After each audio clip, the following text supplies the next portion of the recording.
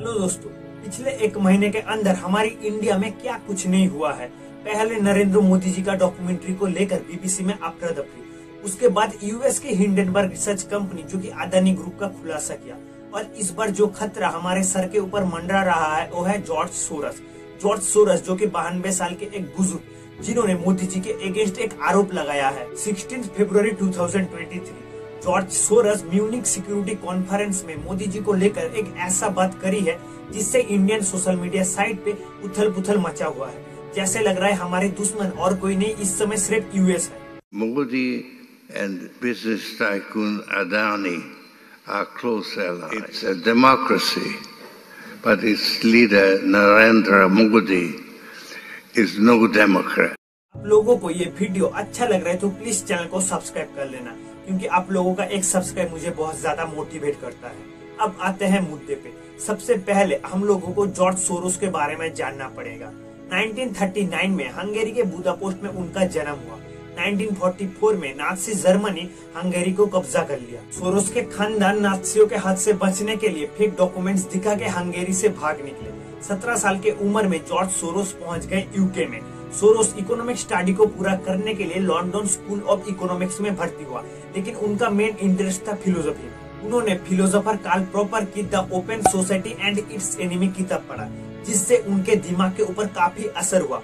उनको open society के बारे में पता चला और उस समय उन्होंने तय कर लिया उन्होंने अपना एक ऑर्गेनाइजेशन खोलेंगे जिसका नाम रखेंगे ओपन सोसाइटी फाउंडेशन। 26 साल की उम्र में सोरस यूएस में चले जाते हैं और वहाँ पे एक इन्वेस्टमेंट बैंक में काम करके मोटा पैसा कमाते हैं।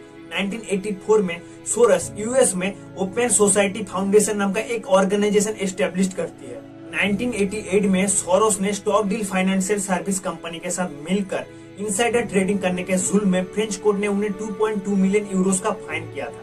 लेकिन उनको लेकर सबसे बड़ा जब कंट्रोवर्सी हुआ वो है 1992 में, जब उन्होंने ब्रिटिश पाउंड को शॉर्ट सेल किया था, जिस तरह से यूएस के Hindenburg research company Adani group के साथ किया था।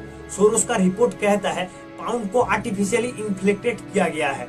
पाउंड को शॉर्ट करके उन्होंने बैंक ऑफ इंग्लैंड को पूरी तरह से क्रैश कर दिया और इस शॉर्टिंग में उनको $1 बिलियन यूएस का फायदा हुआ। उस जमाने में उन्होंने मलेशिया के प्राइम मिनिस्टर महाथिर बिन मोहम्मद रिंगिट को उनकी कुर्सी से बेदखल किया था, और उससे पहले उन्होंने बराक ओबामा और चाइना के प्रेसिडेंट शी जिनपिंग को भी उनकी कुर्सी से बेदखल करने के लिए कोशिश कर रहा था।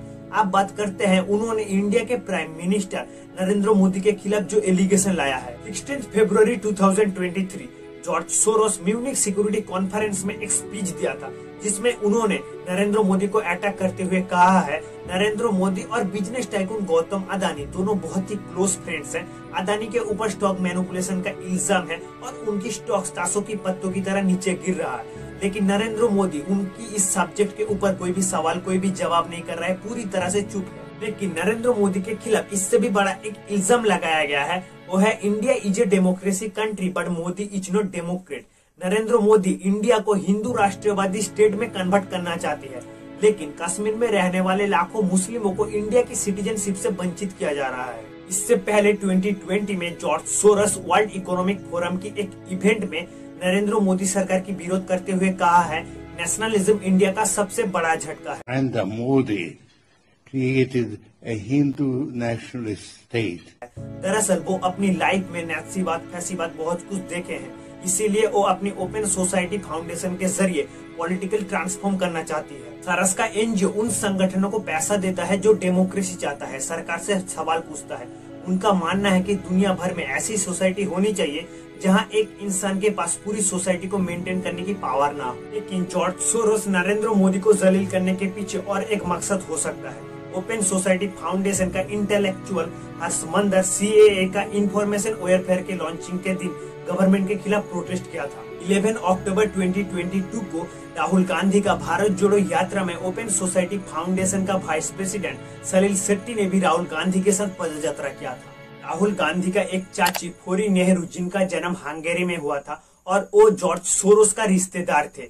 जॉर्ज सोरोस फोरी नेहरू के साथ मिलने के लिए 2009 में चंडीगढ़ में आया था। इससे हम लोग अंदाज कर सकते हैं जॉर्ज सोरोस राहुल गांधी को इंडिया का नेक्स्ट प्राइम मिनिस्टर बनाना चाहता है। इसमें आप लोगों का क्या राय है कमेंट सेक्शन में बताइए, और ऐसे कंटेंट के लिए चैनल को सब्सक्राइब करना ना भूलें।